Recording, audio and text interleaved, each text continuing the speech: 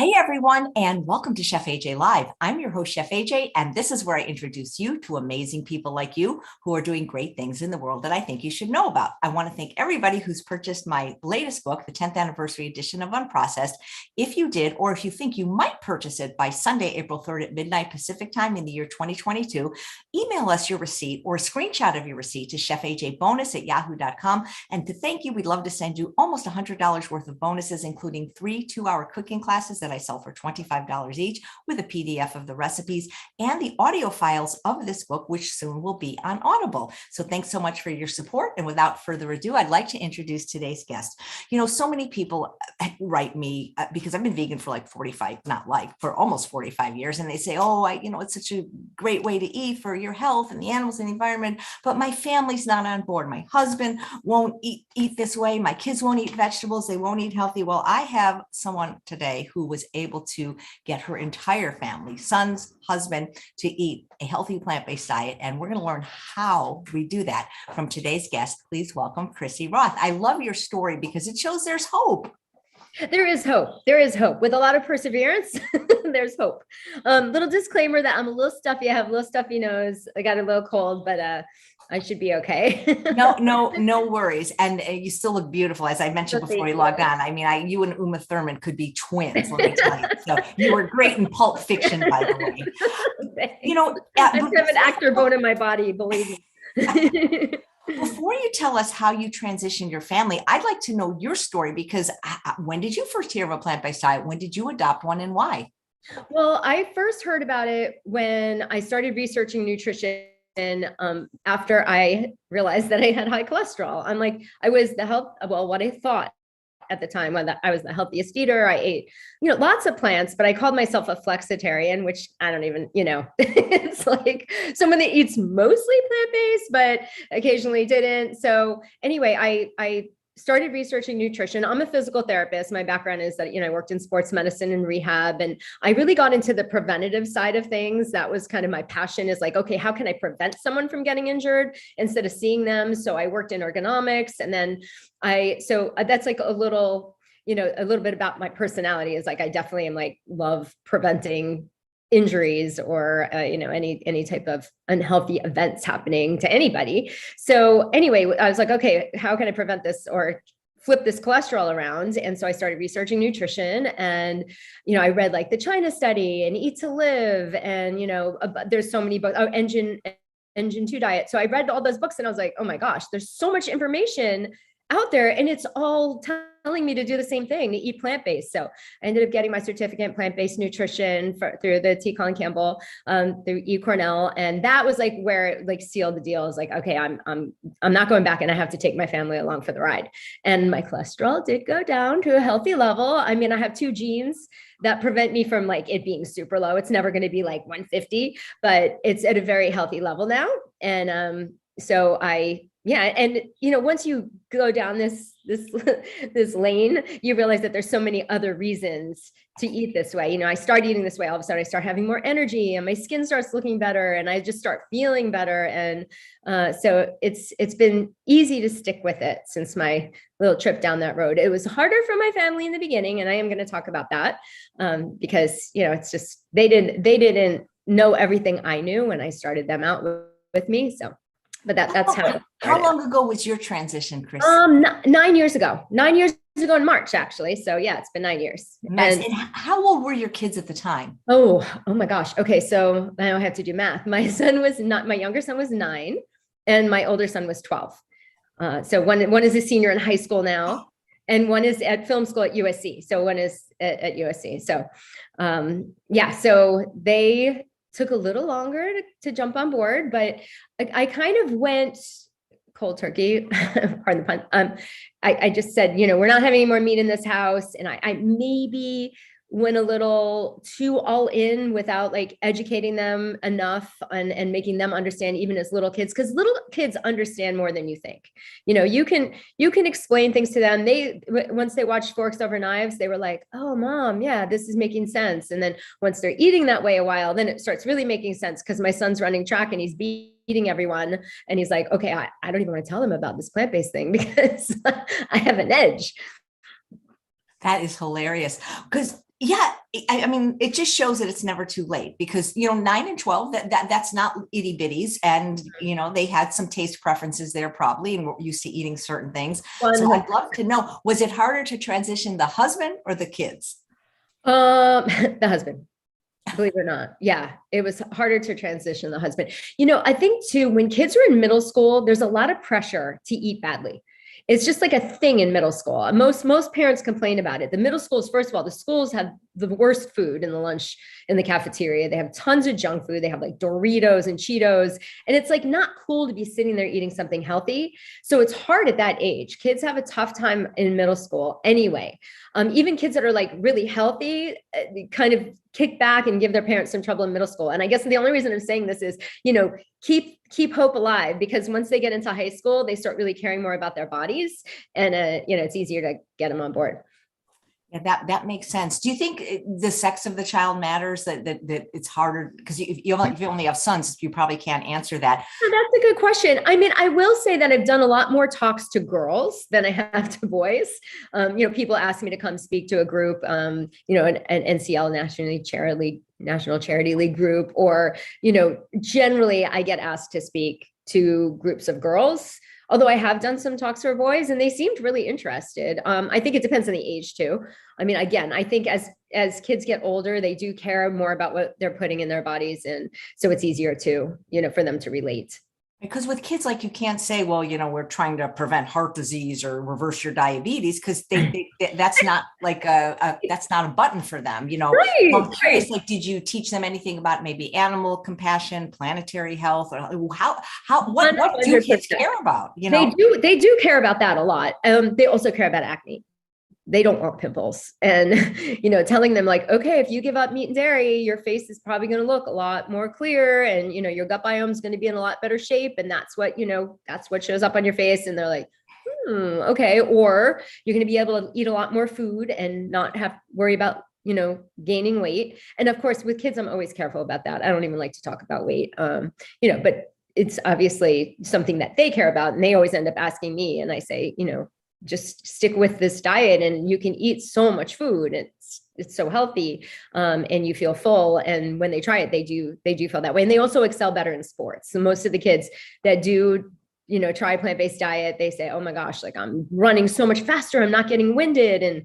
And there's been a lot of people to help promote, athletes. There's so many athletes that are plant-based now. So you can point to them, right? You can have them watch Game Changers. You can have them watch, some of these shows that appeal to that group of individuals. Right, because Game Changers wasn't out yet when you transitioned your boys. It was not. No, Forks Over Knives was kind of it at that time. And then Plant Pure Nation came out around the time, when we were transitioning our diets. So that one was a good one for them too. That's fantastic. So the husband, how did we finally get him on board? Because I imagine if the food tastes good, many people would. Yes. And you're a chef, so you know that. Yes. I needed to learn to cook. I really did. And he was the toughest one because his palate, it was like a 5-year-old. He didn't like anything mushy. He didn't like beans. He didn't like tempeh. He didn't like tofu. He didn't like, anything with like what we call our higher plant-based protein sources. He did not like it. So it was tough in the beginning because he was like, I feel tired. I don't feel like I'm getting enough protein. And honestly, he probably wasn't, because his diet was not varied enough. But I think they say, like, with a kid, you have to have them try things 10 times, right, for their palate to get used to it and for their taste buds to change. So I'd say with an adult male who is not used to these foods, it was probably 15 to 20 times. But he'll eat all of that now. He loves tofu. He loves, seitan, and he likes tempeh. In fact, one of the best meals he makes is with a tempeh. So it's come a long way. And yes, I did need to learn how to cook. I always cooked, but I cooked meat-based meals because that's what we ate. I mean, I should say, like, especially my husband and kids, like, they ate a lot of meat. They ate a lot of burgers. It's like so weird to say that now, but yeah, they did. That was kind of their thing. They grill on the weekends. So I should say, like, if we could end up, going plant-based in our house, anybody can do it. And if you can cook anything, you can cook plant-based. It's not any harder.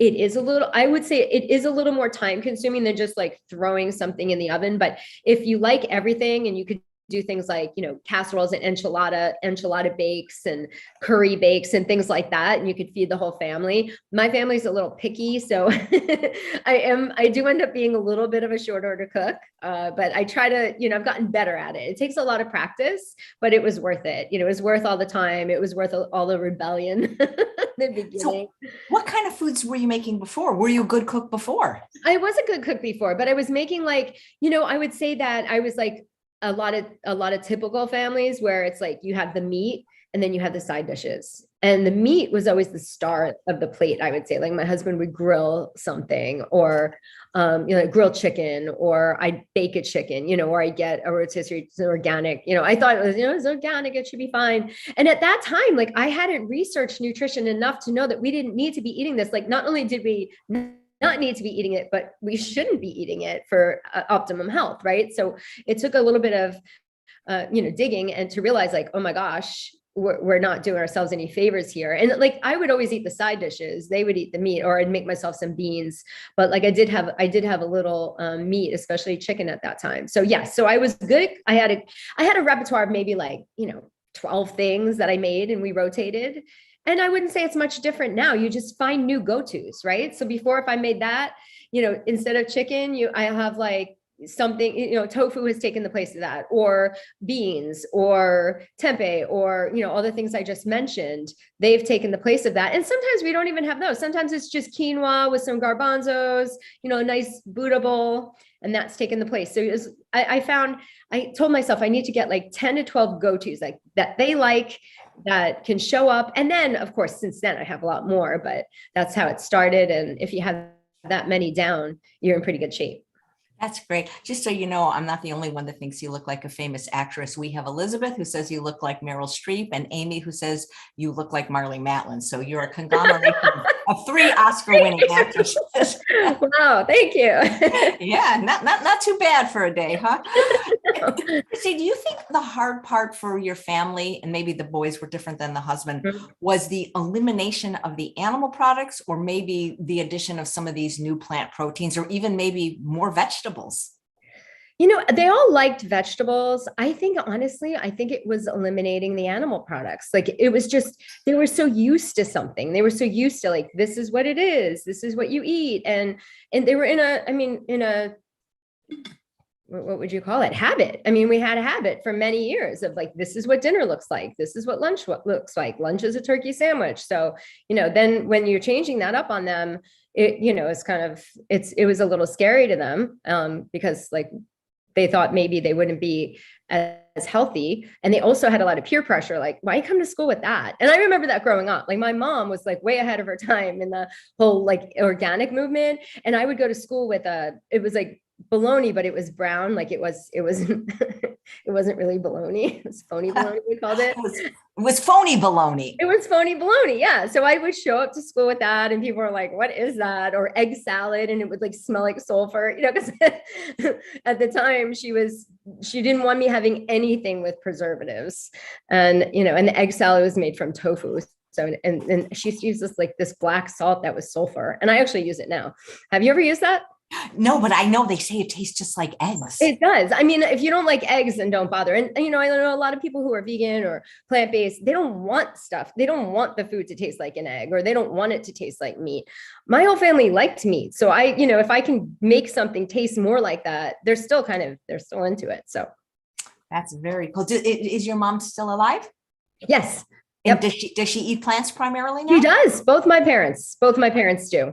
Especially since I started, and I started sending them articles and sending them, and, they'll watch this, and they're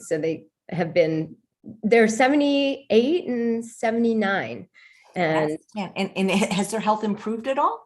I'd say it has. Yeah. They both lost weight. My dad's still working on losing a couple pounds, and, but I wouldn't say he eats whole food plant-based, like he eats plant-based, but I'm trying to get him like more into, more veggies and more raw foods and stuff like that. So he's getting there, but yeah, they both feel better. Because you mentioned you had genetically high cholesterol. Do they have the same? Yes. And they do. I believe my dad does, because my dad's cholesterol was crazy high for a long time, and it's been better. went on cholesterol meds because it was so high. And then he's been able to, as he's been changing his diet, he's been able to taper down and do a much smaller dose. He tried to go off of them, didn't work out for him, but like I said, his diet's not perfect. And I do have to say that my diet has to be really spot on to keep my cholesterol down. And I do keep it spot on. So it's okay. Yeah, I know how you feel. And I feel the same way to keep my weight off. I have to maybe do a little bit better job than somebody that doesn't have the same genes as me. Was the meat the hardest part for your family, or the dairy? Because a lot of people say, oh, I could be vegan, except for the cheese. Oh my gosh, always. Yeah, that comes up all the time. The meat was the harder part because nobody in my family really ate a lot of dairy. Like we weren't a cheese family. The only time they ate dairy was on pizza. And then like most of us, like me and my son always peeled the cheese off, or got the pizza without cheese. So I would say that, yeah, I would say it was more the meat. Although I'd say for most families and people that I know, and people that I counsel, dairy is so much harder than meat. They're like, I can do without meat. But like you said, I mean, cheese, it has casomorphine. It's like literally something that gets your brain so jacked up and excited. So, and that's in cheese. So it's basically a chemical that makes you happy. So when you eat cheese, it's like a drug. It's like opiates. It's a drug. It's so exactly. So that's hard. That's very hard for people to get off of. And ice cream, you see people, even like we always, it's kind of whatever. Like when we're at an ice cream stand, my husband and I always notice, like when people take that first bite, like their head kind of rolls back, like they're like doing a drug, they take that first bite of ice cream and they're like, oh my gosh, and there's nothing wrong with enjoying food, but ice cream is not unfortunately healthy and isn't going to put you in a good spot. So that's great. When you say the people you counsel, who are these people and how do they get counseled by you? Well, people find me on Instagram. They find me there, or it's kind of by word of mouth. I mean, someone will say, oh, I've been working with Chrissy. She's helped me change my pantry up, and she's helped me learn how to cook. And, basically like worked with them. I either work with them one-on-one, or I give them recipes to try out. A lot of people want kind of to get a few recipes down with me. And then I just do a lot of education, because I think education is so important. People, I need to understand this is a big transition. I mean, you've been vegan for 45 years, but I'd say like the first year I did a blog. The first year I started, like all my friends were like, what are you doing? This is crazy. So I started a blog. It's at plantbasedluv.com. plantbasedluv.com. And if you go to the blog, it shows you like I look at it every once in a while just to see how far we've come, because when I read it, it's like, oh my gosh, it was so hard in the beginning. My whole family kind of hated me and they were mad at me, and, and then it turned around and they started being happy and feeling good about what they were doing as they were more educated. And obviously also why I became a better cook, while I wasn't just like throwing a bunch of veggies down, and they just got used to a different thing. My kids would come home from school and they'd walk in, and instead of like going in the pantry and grabbing like what typical kids grab, like goldfish or whatever, I would have a big fruit and veggie tray out on my table, just sitting there ready for them. And they'd come out and they'd say, first they'd look around, and then they say, yeah, that looks good. And they'd start eating it. And then they'd ask for it. They come home, where's the veggie tray? Like if I didn't have it ready, like, where is it? I'd have cucumbers and tomatoes and carrots and watermelon and nuts, nuts and seeds. And it just became expected. And they were, so happy to have that versus the other stuff that you put out. And it's perseverance. You just have to keep at it. If anything means that much to you, then you have to keep striving to make it happen. Yep. I once heard a pediatrician say there's no such thing as a picky kid, just someone that isn't hungry. I mean, our kids, are there really inherently picky kids, or is it just because they've exposed to so much sugar, fat, and salt and junk that they just don't like the taste of healthy food? Or maybe that's such a good question. I would say there probably are picky kids, but yes, they are exposed to all that. I mean, how many kids aren't? I know a few families whose kids grew up that way, where they weren't exposed to it, but they're always going to end up being exposed to it somewhere, unless you just never let them out of the house, right? So I would say it's a combination, but I would say that kids' palates are not as developed as ours, and you don't want to push something on a kid and like get really frustrated with them, like, why don't you like this? I never did that, although I wanted to, especially with my older son. My younger son likes everything. He's like me; he likes everything. My older son is kind of like my husband. He's like very picky, but there were a handful of things he did like. He liked quinoa. He liked, loves broccoli. What else? There's like, oh, peanut butter and jelly. He loved peanut butter and jelly and whole wheat bread. And so I probably had at the time back then when he was, 9 or 10, I had probably had, maybe 10 things that he liked. And I would just give it to him all day. He loved apples. He would eat an apple every day. He liked soy milk. So there was enough that he liked. And I didn't stress out over it. If he had broccoli every single night, so be it. He had broccoli, or broccoli and carrots every single night, like cucumbers. He had cucumbers every day, because they were all healthy. I wasn't worried about him having it all the time. It really didn't stress me out at all. But yes, I do think there's pickier kids. And I do think that some kids' palates just take a long time to develop. That the son who I'm talking about loves everything now and really didn't even going into college. He's in his like second, kind of because of COVID, it's his second year, but he's whatever. Anyway, he's 21. He's technically an adult now. Did he stay plant-based? He is, I would say, mostly plant-based. He's only plant-based at home, but at school, he's mostly plant-based. I think he's a little pescatarian. But generally, I mean, especially now he's like, you know what, I want to go for it. And he's changing his diet. He's like committing to changing it. He picked next week to like really go for it. So I'm happy about that. And he eats plant-based at home. My younger one is 100% plant-based and has been for about 6 years. That's amazing. You said it was about 9 years ago when you made your transition. And I can't remember in the timeline of food, did we have the things like we have now, like Impossible Burger and Beyond Burger back then? No, that's such a good question. No, we did not. I feel like doing it 9 years ago is so different than trying to go plant-based now. It's crazy how much more plant-based foods there are now. As far as like the only thing we had to access was it was Beyond Meat, and it was just the crumbles. Do you remember those beef? I totally do, like the fake ground beef. It's a pea protein, yeah. And they were actually like they were, of course, they were processed, but they filled in where I was making like a spaghetti sauce, and I used to make bolognese. So I was like, okay, I'm going to try this, and I used those. And once I figured out how to cook, like if you cook them too long, it's pea protein, so they turn to mush. And I was like, okay, I'm not going to do that. I'm going to put them in the oven first and kind of roast them, and then put them in the sauce last minute. So I figured out how to do that. And yes, we did have some of those fake foods in the beginning for sure, whatever I could find. And like you said, there wasn't a lot. There's that QUORN corn, that brand. They had like chicken nuggets, and I think Morningstar Farms was around, but I tried to stay away from the highly processed stuff. So I would try to get some like the veggie burgers, but they liked my veggie burger better than the store-bought ones. But yeah, so we did dabble in those fake meats, and no, there was not half as much, especially with all the plant-based milks now.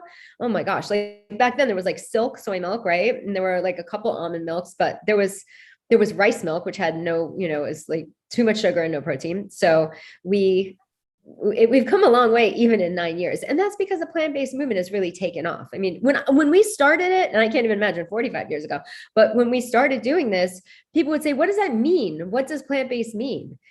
And I feel like in 9 years that the meaning of plant-based has been, has changed a lot. Maybe not necessarily for the better. It started out as whole food plant-based. And I think T. Colin Campbell is the one that coined that, right?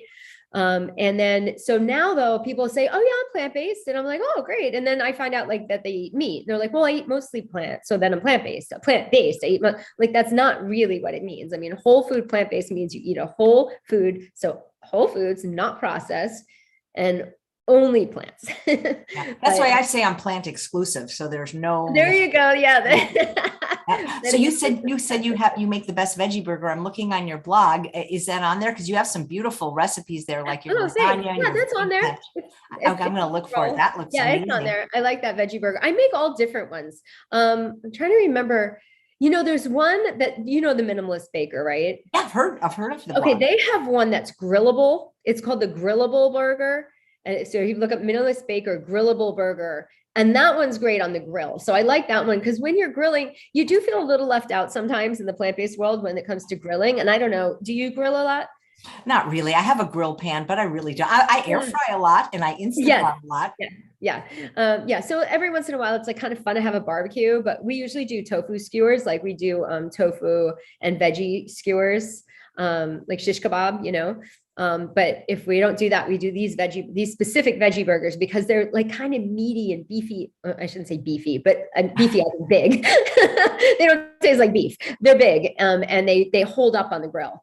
So, and I think with any veggie burger, that I mean, my trick, and I don't know about you, but I like to make it and then let it sit in the fridge for a long time, right? Before you bake it, because it yes, that does help. It just seems it helps them hold together. Yeah. Cause you have like the flax egg in there, and you have like, if you have quinoa in there, like it's not holding together. Even like if it's quinoa and beans, it's nice to put it in the fridge and let it like, so you can like make burgers out of it and then put it in the oven or on a pan, however you do it. Yeah. Where do you stand on the sugar debate? Are you a passionate anti-sugar advocate, or do you think it depends on the kid? Because, I've interviewed so many pediatric obesity specialists, and, they are passionately anti-sugar, or at least reducing it. And I just feel like kids today, I ate a lot of sugar, and now it's just crazy the amount the kids are eating. It is. I would say I'm passionately anti-sugar. There's just nothing good about sugar. I mean, it's so bad. It's so bad to get into that habit. It's so hard to get kids to be loving fruit when they're eating these high amounts of sugar because it's so sweet. If kids don't eat a lot of sugar, then, I mean, I know for myself, when I started doing this, I also cut out sugar or all sugary foods. And when I would eat an apple, I was like, oh my gosh, this is the sweetest thing, or blueberries or my smoothie. And my kids don't, one of them likes sugar. My older one likes sugar. My younger one does not eat sugar.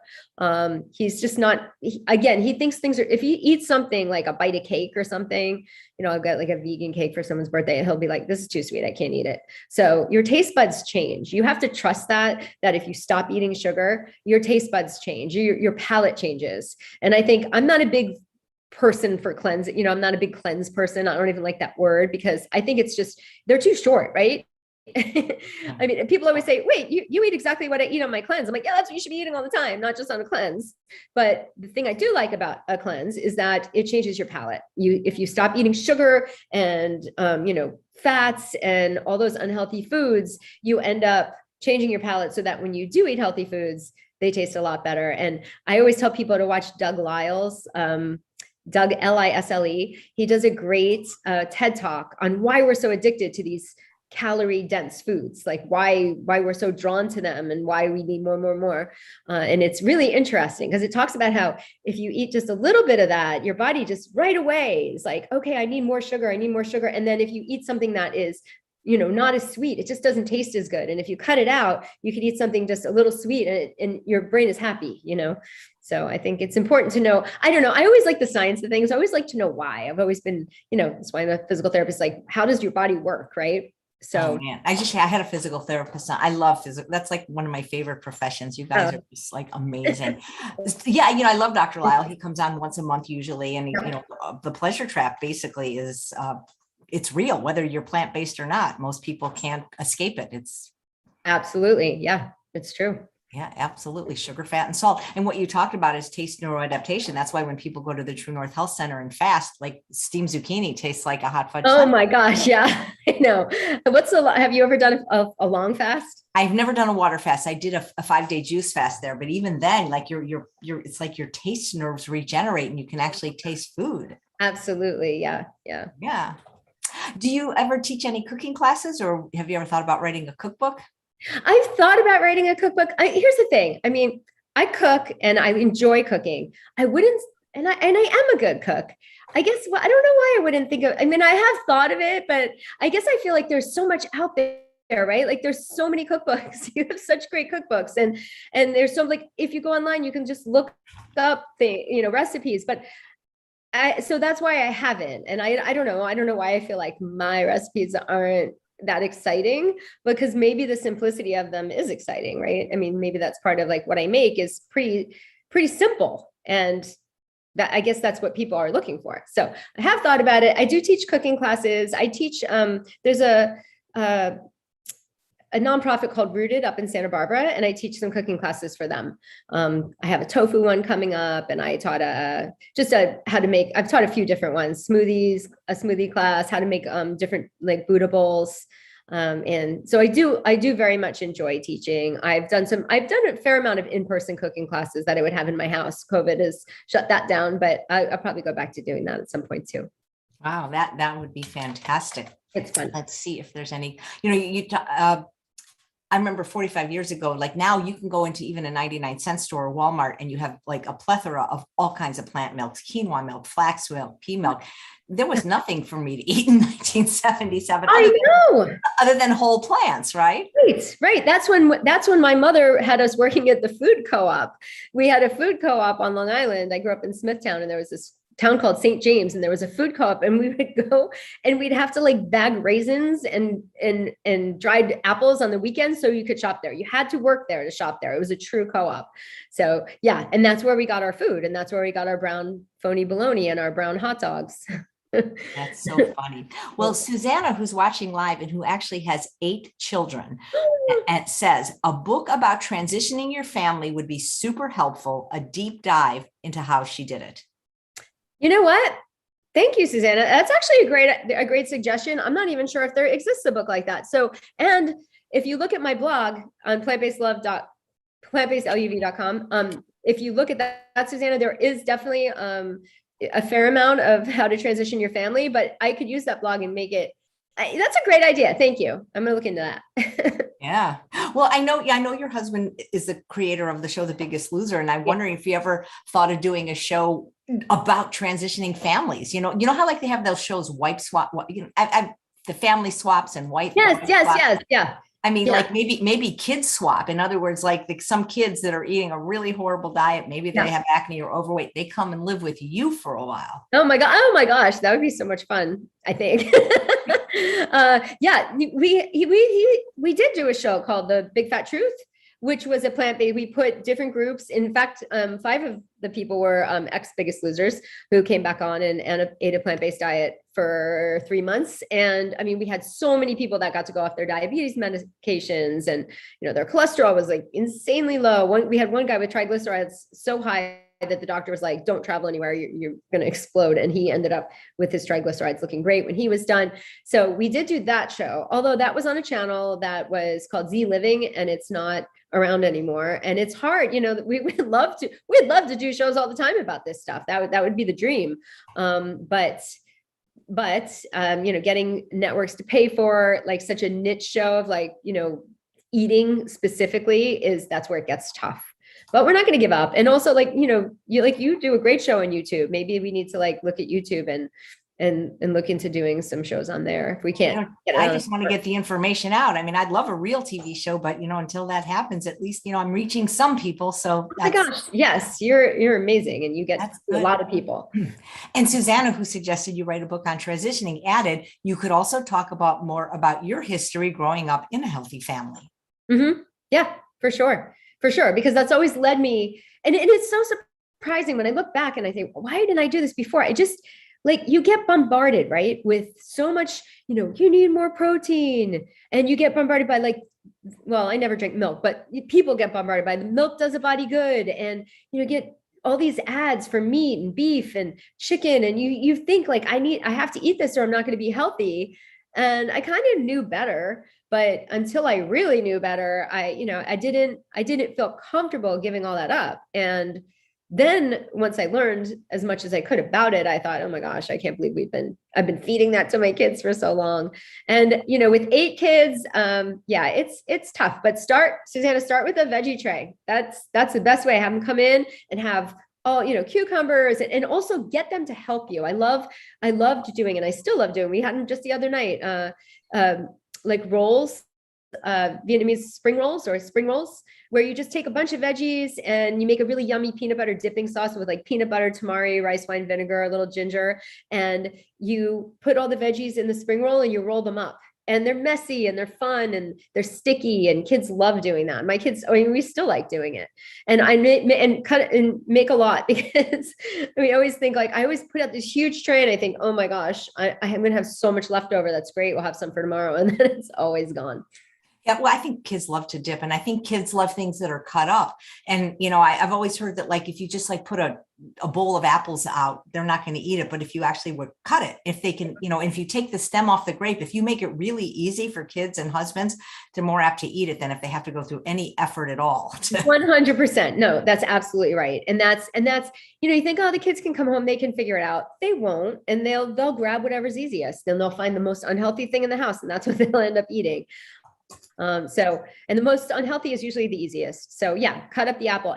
And people say, oh, doesn't it take so much time? How do you do this? And it does take more time. It takes a little more shopping, right? I mean, you have to go shopping more for fresh foods, but frozen foods are great. They're picked right, as they're ripe and fresh, and they retain a lot of the nutrition. So, or sometimes they even have more nutrition than if they weren't frozen, because you're getting them like right off the vine, and then you're eating it. So there's nothing wrong with using frozen vegetables too. No. Canned, unfortunately, probably, the nutrition value starts skipping there. There are certain frozen vegetables that I actually prefer to fresh. For example, Trader Joe's has these frozen baby Brussels sprouts for 99 cents. I like them better than fresh Brussels sprouts. They taste better to me. Yeah, they're great. They're great. And I like corn. I like organic corn frozen. And it is more healthy, supposedly, that way, to do organic. Yeah, absolutely. Frozen, yeah. Linda says a cookbook specifically geared toward children would be great, especially if it shows how to get them involved in preparing the food. I love that. Funny enough, my sister and I are working on that right now. So I guess I am working on a cookbook. I always think it's more of like an art book. My sister's an artist. She's Sandra Marshall Art on Facebook. So she does food art with fruits and vegetables only. And it's unbelievable what she does.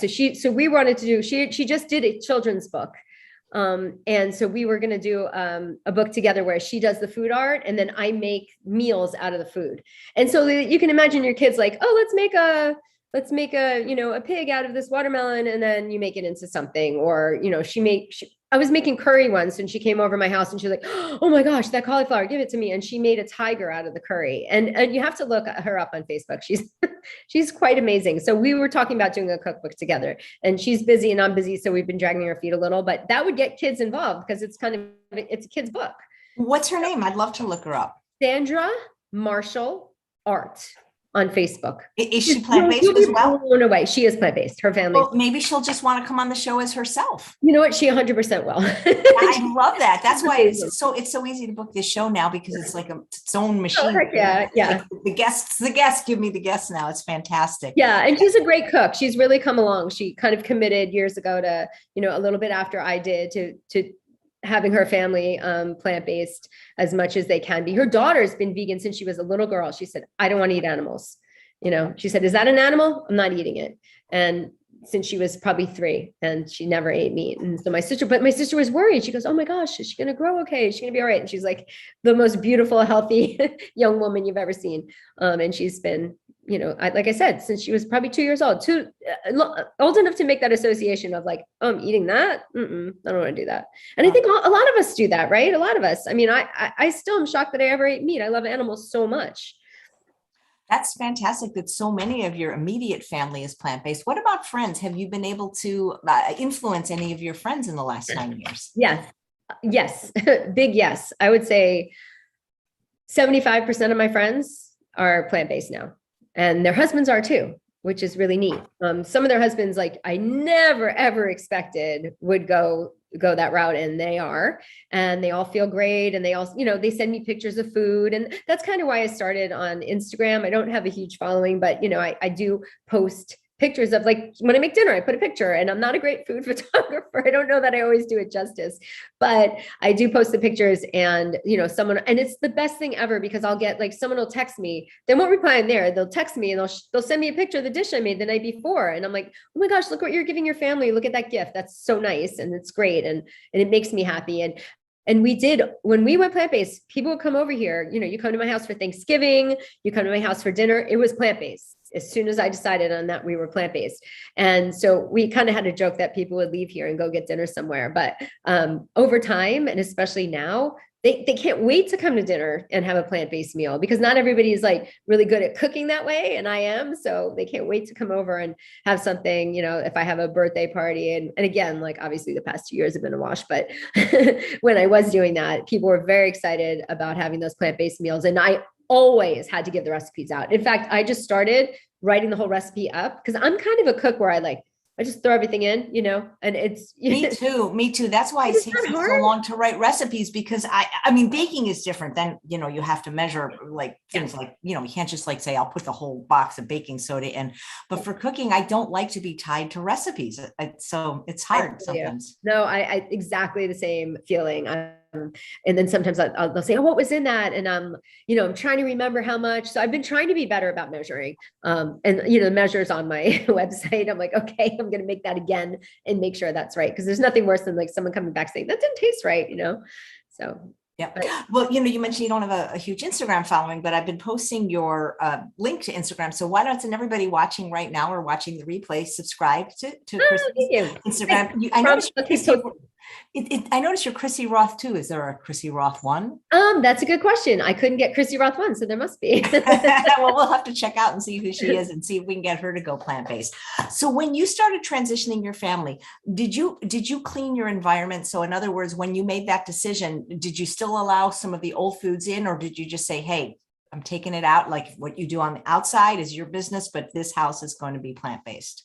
That's what I did. And I tried to control the outside too. Like we'd go out to dinner and they'd get the stink eye if they were ordering like what they normally order. And I do, if I had to do it over, I would have done it slower. I think it was a little bit much, especially on my husband. I mean, ultimately it worked out okay. We're good, but he went through a lot in the beginning. He just really felt so hungry all the time. And it was because he wasn't liking a lot of things that I liked. And I was like, well, you should, I kind of felt like if I'm making this dinner, just suck it up and eat it. But it wasn't really fair. So I do wish that maybe I went a little slower, and that, I didn't give him so much a hard time if he went out to eat, like, what'd you have? So that I would say, yes, I did go cold turkey. And I do think that maybe I'd be a little more flexible in the beginning. Although, I mean, there is that point of if you're eating those foods, then you're going to crave them more, right? So, I mean, hindsight 2020, I don't know, maybe I did it the right way. We ended up with a great transition and everybody is happy now.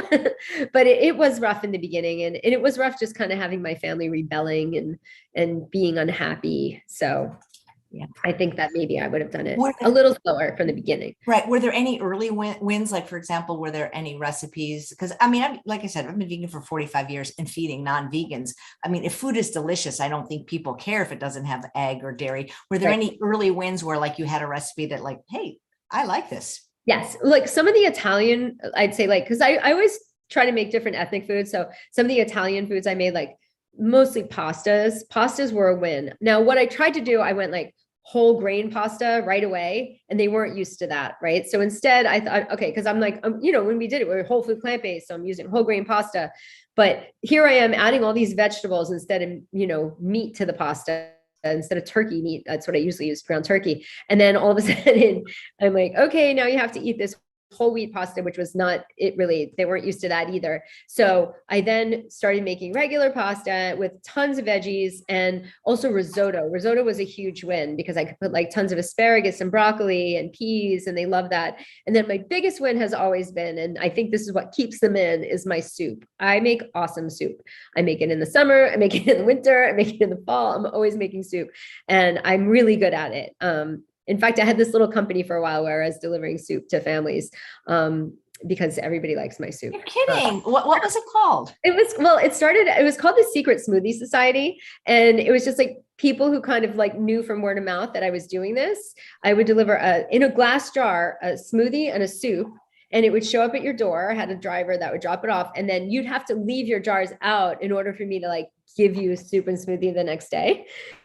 And It sounds that's like you're sitting on a bunch of books. maybe so. Yeah, that was really fun. That was, Yeah. again, that was pre-COVID. And then after like, then I didn't want to deal with like getting used jars back from people for a while. And I might jump back into that, some form of that, because I miss doing it. I loved making these humongous things of soup and coming up with new recipes. It was really fun. And people loved it. And people like so happy that their husbands were eating these beautifully healthy meals and they didn't have to make them. Do you make them on the stove or do you ever use an Instant Pot? I do both. I do both. I'd say probably mostly stove, but I love my Instant Pot. Like for things like bean soups or pea soup, I love in the Instant Pot. If it's like more of a, like I like kind of like thick stew kind of soups in the Instant Pot, I love that too. You know, soup is one of the healthiest things you can eat, especially if you're trying to lose weight. Yes. Yes. Soup and salad, right? I mean, and it's so filling and there's tons of fiber and most people get, less than 50% of the fiber they're supposed to be getting every day. And soup, you can just load it up with veggies. And I always put my trick is in a lot of my soups, I put a little nutritional yeast and I put a little white wine vinegar. And I don't know why, like almost every soup, I just put a tiny bit of that. I'm giving my secrets away, but it just adds that little extra umami flavor. And it like, instead of like, making something with a Parmesan rind, you can use a little lemon and a little nutritional yeast and it tastes amazing. Do you have a favorite brand of nutritional yeast? You know what? Okay, first of all, Trader Joe's sells little bags of it. So I do buy those. And I can't remember the brand. Do you have a favorite brand? I don't. I was thinking of doing a video and just ordering a bunch of brands and actually, doing a blind taste test, having my husband just put them out and, 1, 2, 3, 4, 5, but not tell me which is which or put it, I wouldn't cheat it. Like he'd have the numbers and on the other side of the card, it would say the brand and testing them because I don't know. I'm sure they taste different. I love that. That's such a good idea. Yeah, because they do taste a little different. Too, like some of them are large flakes. Like you have Bragg's. I think Bragg's are more large flakes. Mm-hmm. And then there's like the really fine flakes too. And that's kind of the one that I get somewhere in between. And I get it from Whole Foods. It's like on a lower shelf there. And it's like kind of where the nutritional supplements are. And it's like, it's big. Right. Because sometimes it's fortified, it's like a whole controversy. There's so many controversies in the plant-based. I know. So Susanna has another wonderful question for you. Do you make vegan desserts or baked goods for your family? They would like if I did, but I don't make a lot of baked goods. I don't make a lot of desserts or baked goods. I make like baked apples and baked pears. I do make apple crisp. So I guess I should say that's their favorite one anyway. My family's like not a big dessert family, but vegan apple or, plant-based apple crisp, you cut up a ton of apples and then you can do monk fruit and cinnamon and, oatmeal and top it with that. And then, I use a little bit of vegan butter on the top. So that's not whole food plant-based, but you don't have to use that. It still tastes good without that. And so that I make a lot actually. And my family likes that. But aside from that, I'm not a baker. I've never been a baker. Part of it is purely selfish because I can't eat gluten. And I feel like gluten-free stuff doesn't really float my boat. I like, if I was going to eat something, it would have to be not gluten-free. And then I have made cheesecake from cashews. And that was really, really delicious. I made like a strawberry cheesecake and a blueberry cheesecake with cashews. And then the crust was dates and walnuts. And that I ended up freezing it, and every once in a while I take it out and have a little piece. And it was with monk fruit. It was super healthy. I think it was like dates and the cashews that was the sweetener, and it was so good. Do you know Dean and Aisha Sherzak? Yeah, absolutely. Okay. Yeah, so they have a cookbook, and they have a great cashew cheesecake in there. She's an amazing cook. Yeah, oh my God, absolutely.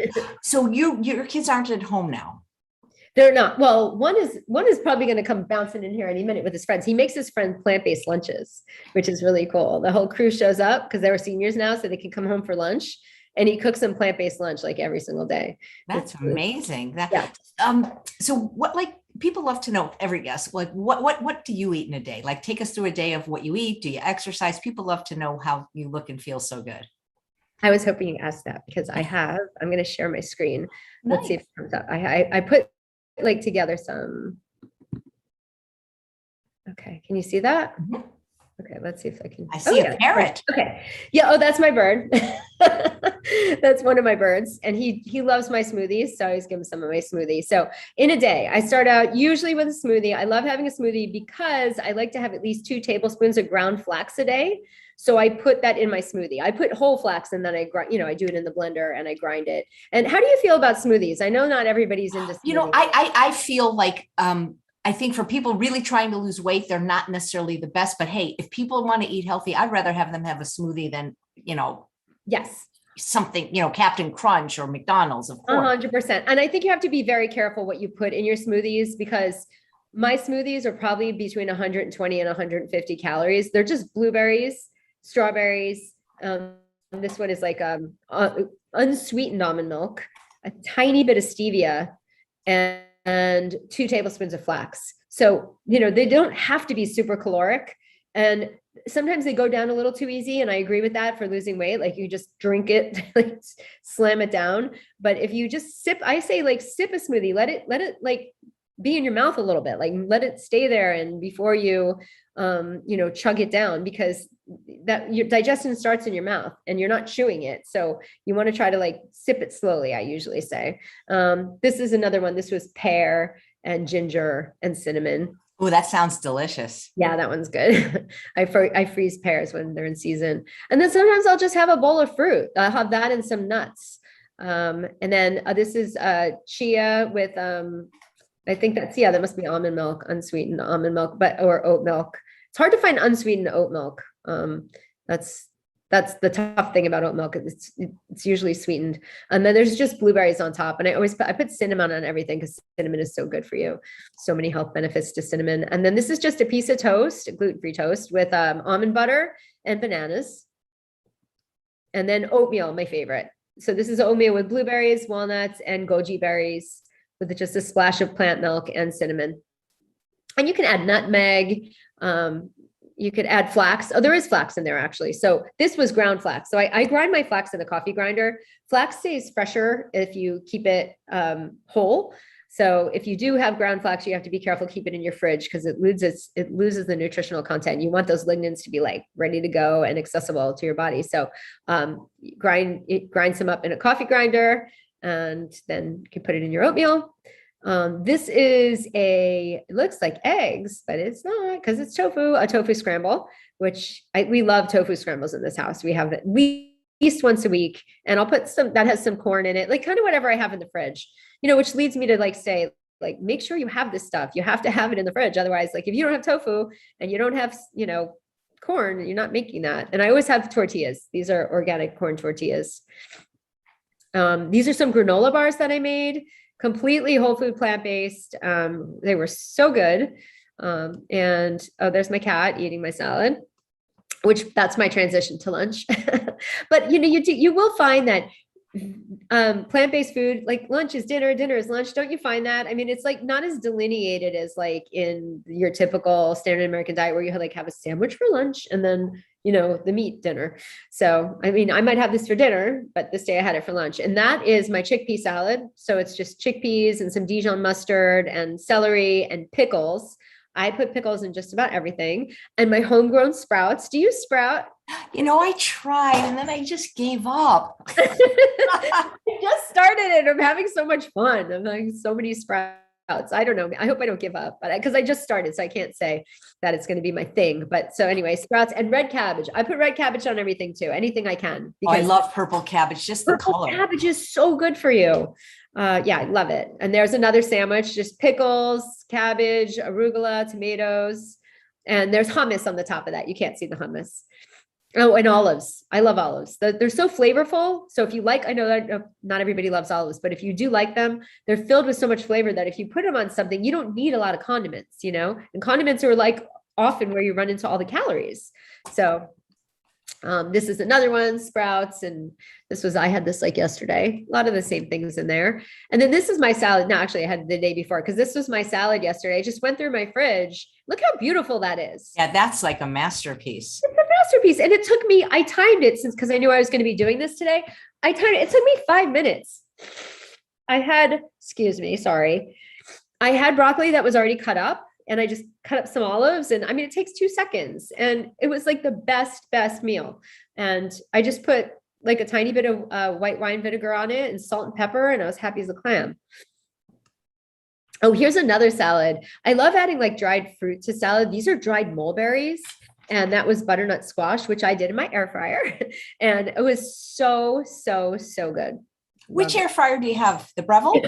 I have the Cosori. Corsori. Yeah. And Susanna wants to know if the recipes or any of the recipes you're showing, but might they be on your blog or your Instagram? They should be on my Instagram. A lot of them are. Yeah. Yes. And this was my son's favorite snack when we went plant-based. He would come home from school. Those are red lentils and tomatoes and some balsamic drizzle. And he had that like every single day. He'd say, "Can I have the lentils? Can I have lentils?" I mean, what 9-year-old comes home and asks for lentils? So that made me very happy. This is my falafel with my, that is tzatziki made from, I think I did that one with tofu. It was silken tofu and lemon and cucumber and cumin and dill, a lot of dill. And then these are just some veggie burgers. These were kale quinoa burgers that I made, that I put in they made in the food processor. This was just more of a lunch version, but like this is, again, it's a tofu scramble, but I added spinach and yellow peppers and mushrooms, which you can't see. Because when you cook mushrooms, they start big and then they end up so small. But that's another food that I try to eat as much as I can. Mushrooms are so good for you. Okay, so burritos. I can't say enough about burritos. This is just a straight up veggie wrap kind of deal. But burritos, if your family likes, and you have 8 kids, have them do a burrito or a taco party, right? So you just have all of your fixings out, and then you put it in the burrito and roll it.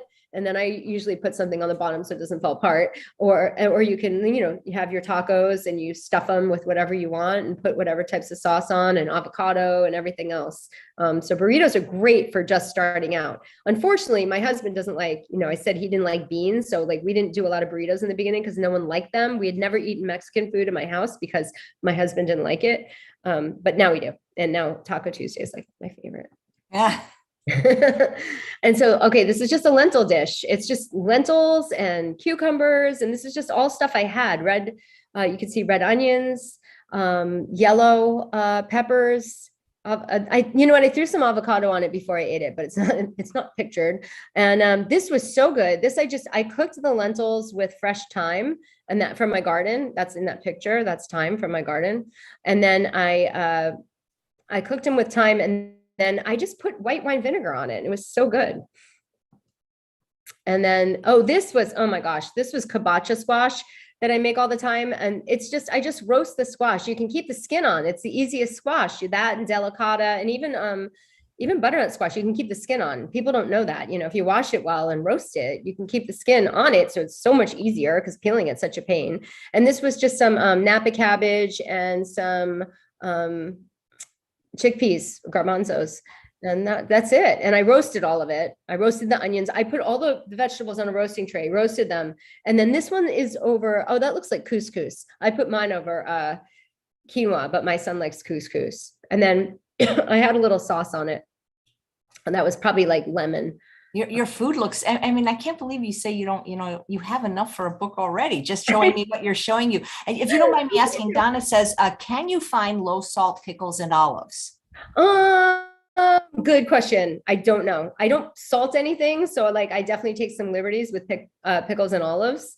I don't know. That's such a good question. I would say that maybe some of the pickles that aren't brined a lot, the ones that are like more green looking, maybe have less salt, but don't quote me because I'm not sure. So anyway, this is like, I could do this. I have a lot of pictures, but anyway, I do want to say though, that these Asian foods, that's the other thing, like pick ethnic foods. Like we do one pot pasta all the time. It's one pot. My husband makes it himself. He throws in kale and pasta and all in the same pot at the same time, and tomatoes and garbanzos and broccoli. And then he puts, water in it and cooks it, and it comes out perfect every single time. You don't have to dump the water. The water gets like incorporated and makes this sauce, and it's so delicious. And then this is like kung pao tofu that we make a lot. And you see there's red peppers and there's celery. And anyway, so like I said, oh, here's my purple. I made purple cabbage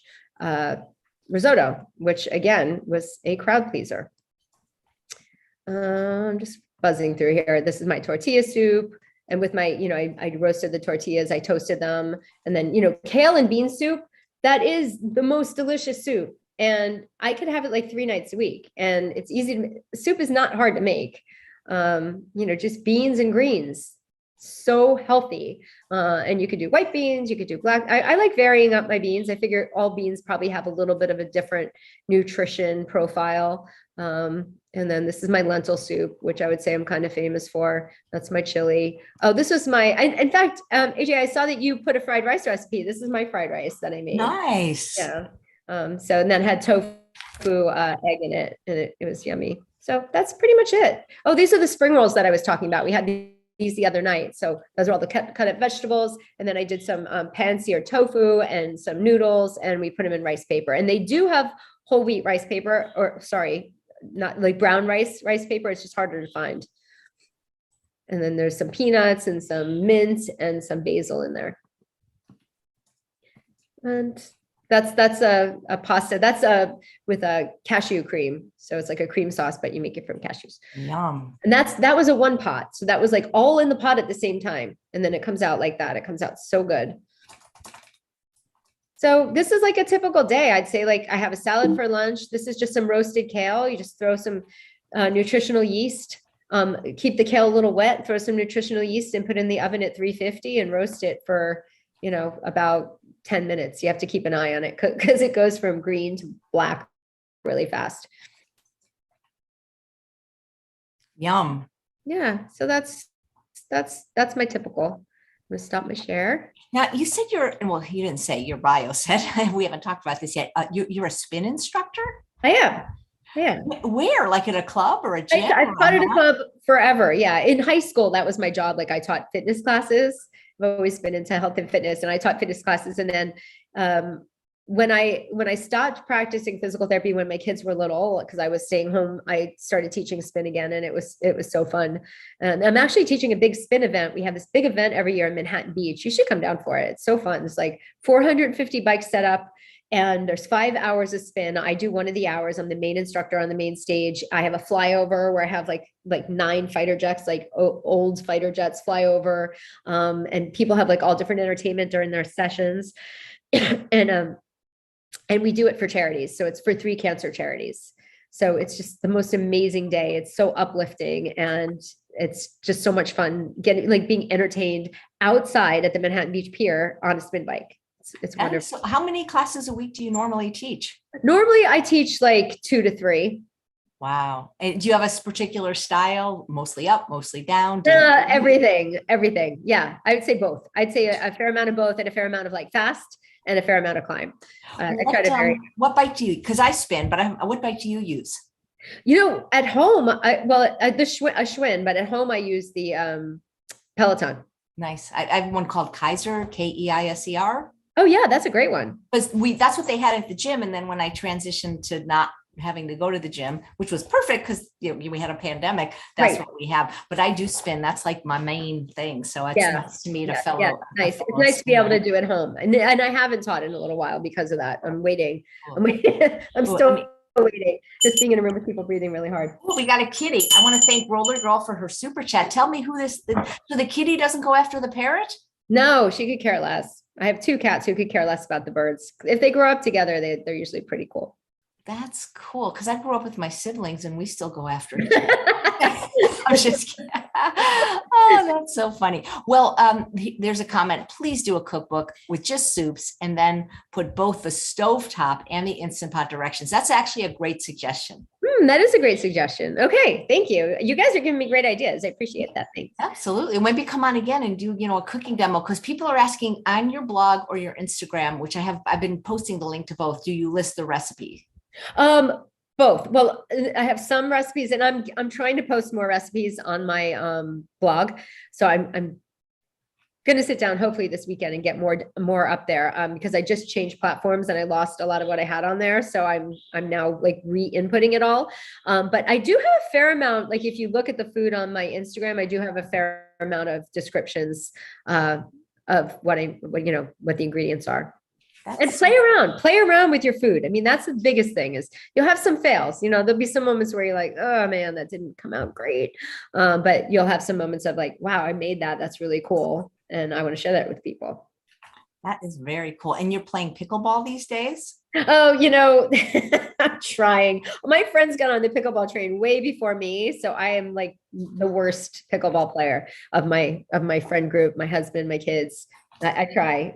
People like rock, paper, scissors. I don't think anyone wants me on their team, but yeah, that's how I was when I played. Then I tore my rotator cuff in the doctor. Oh, that's such a bummer. And he won't, when I say he won't let me, obviously he's not here. I could, but I don't want to go against medical advice. And it's too bad because it's literally the funnest thing I've ever done. So fun. It's really, really fun. Yeah. Well, you are just delightful. You're just so, I don't know, you're passionate and just, you look great. And I'm sure you feel great. And I think you're doing great things to get people to eat plants. And I really think a book about families will be, because I don't really think there really is one. And if there is, I'm not aware of it. Yeah, I'll look into that. And because I'm not aware of it either. And I would like to do that. And I'm fired up now. I appreciate it. So you'll have that one and then you'll have the soup book. Yes. Okay. And then when they're ready to be released, you'll come back on and I'll help you promote them for everybody to buy them, because I think there's a need for both. And it's, I think it's that would help a lot of people. Okay, good. Well, I will get on it. Yeah, right now. Okay. Right now. Get off and start writing. Yeah, get off that bike and start working on the book. My goodness, what's taking me so long. Well, thank you. It's such a pleasure. So much for having me on. Oh, it's so much fun. Respected you so much over the years. Oh, everything thank you. Do. And, I was just talking to a friend right before you asked me, we were talking about you and just how awesome you are. And you just have such a light about you. And please connect me with your sister, because I love guests. And if she's your sister, I will. You'll love her. Yeah, she's gonna be really fun. She'll make us some crazy thing with you. Make sure you look at her Facebook. Yep, she sounds great. Thank you so much, Chrissy. Okay, thank you. And thanks all of you for watching another episode of Chef AJ Live. Please come back tomorrow when my guest is a plant-based doctor, Dr. Michael Edelstein, and he wrote a book called 3-Minute Therapy: How You Can Change Your Mind by Changing Your Thinking. Take care, Chrissy.